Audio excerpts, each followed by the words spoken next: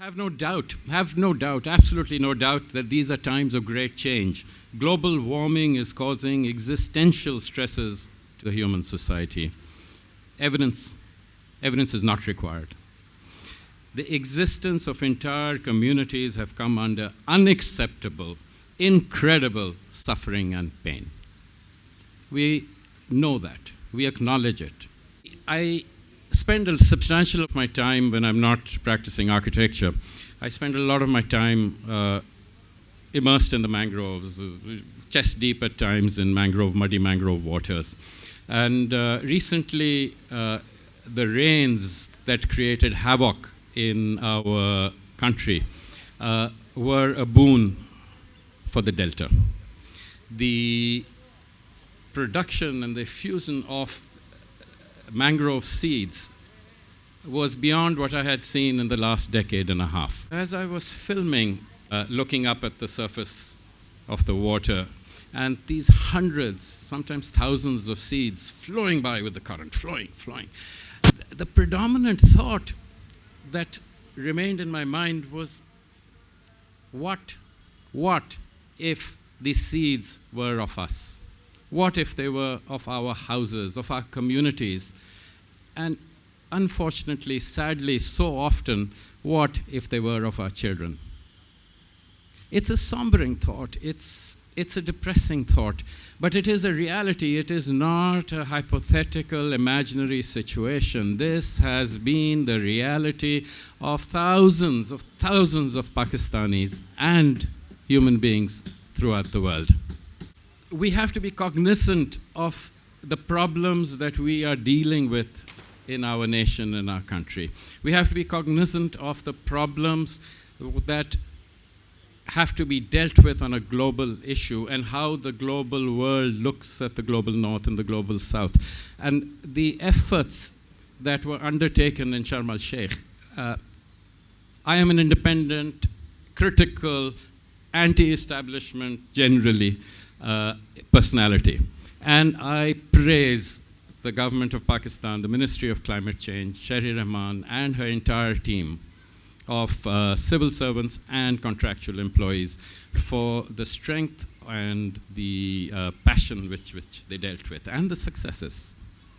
Have no doubt there have been very, very strong successes.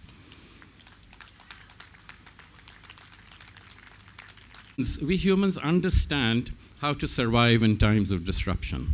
It's very clear, because we showed it at the time of COVID-19. And even though we are in what's called the endemic, hopefully the endemic stage, the end state of this pandemic, it is business as usual. It is absolutely business as usual. And it's shameful. You know, as we charge headlong towards the 3-degree increase in global temperature, lobbying for big business and fossil fuel enterprises continues. It does continue, in spite of known disastrous consequences. We know for a fact that big business and the fossil fuel industry have made phenomenal, incredible profits in the last few years. Their daily profits are mind-boggling. In times of stress, in climate change, as such, and now, it's a question we need to ask and need to raise on every single platform. The size of the pie, the size of the economic pie is shrinking, but the hunger to acquire even larger and larger pieces is continuing. This miraculous pie that we inhabit, this world, this globe, can regenerate itself. But our economic enterprises refuse to give it time. Sidetrack now. There is a microorganism called a macrophage. It's a very interesting thing. It's a form of a white blood cell that exists within our mammalian body. It's a very valuable resident within us. And at times of illness and stress, it assists in fighting disease. And let me take some artistic license here. And when it becomes omnipotent, when it becomes the ashraful makhluqat of our bodies, it can kill its host. In this case, us. Anthropocene, a recent word, a word of great import, is the era of extinction and accelerated climate change, and it has been created and compounded by man.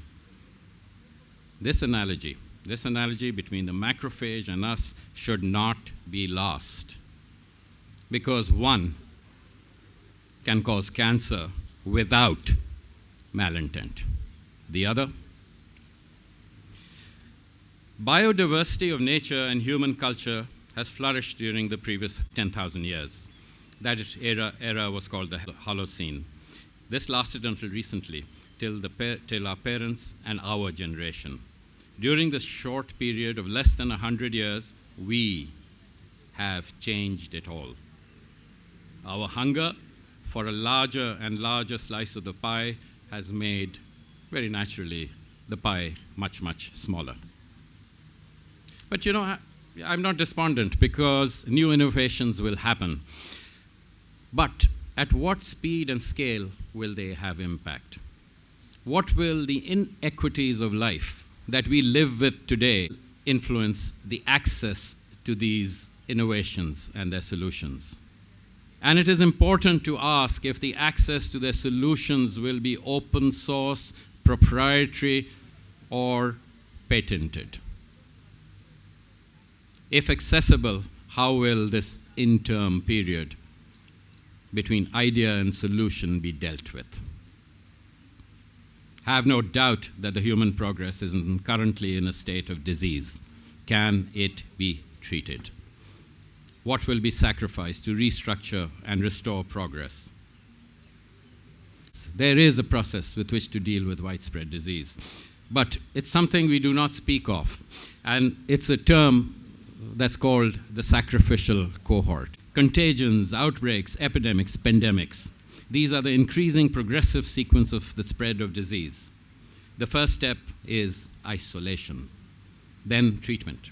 Isolation, then treatment. First, isolation of individuals, then entire communities, onto cities, and then even states. We have seen evidence of that, and we've seen it in action without realizing that this is about the sacrificial cohort. And what happens when a cure and treatment is not a possibility? And it can and will happen. Climate change might be one such disease created by us. Then the concept of the sacrificial cohort is raised for the greater good. But what do individuals in a population deemed sacrificial think? That is something we all need to contemplate, and contemplate very, very deeply. What does a sacrificed society, community have to do? Where do they look to survive? What social orders do they subscribe to? What kind of future society do they create? What does one have to look towards? Inwards. We do have to ask that question of ourselves. This is the sixth mass extinction of species. It is upon us, and it is on us. If you are 60 or above, you have been witness to this and its impact on our blue planet. This wonderful blue dot that my generation, our generation, was the first to see from space. Perhaps for what it really is, this tiny blue dot that Carl Sagan had so eloquently put forward. We have changed this globe. Ignored the voices of our scientists, kept worshipping the myopic view of the financial bottom line. I will repeat this. We have ignored the voices of our scientists. Make new scientists, please. And kept worshipping the myopic view of the financial bottom line. We still do. All of us throughout a species. Perhaps this is the genetic fault within Homo sapiens that has created this looming reset. At this rate, the reset seems inevitable, and it will be painful, very, very painful. But I'm not despondent. The changes to nature visibly forced by human enterprise have been shattering to the natural world and personally to myself. So every new leaf, every bloom and its fragrance, every life that lives symbiotically within natural ecosystems is to be treasured, is to be savored. I have been one of the fortunate ones to be living so in the present. But we humans live exploitative and destructive lives. That living tree will be cut, the trunk replaced by an inert column of concrete.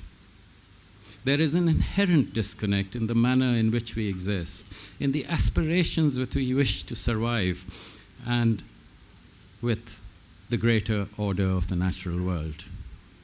Whatever we say or believe, it is a shared, a joint existence. Continuity of species survival is not the norm. Extinction and species change is. This one is on us, and it is about us, unless, and there are possibilities of unless. Thank you.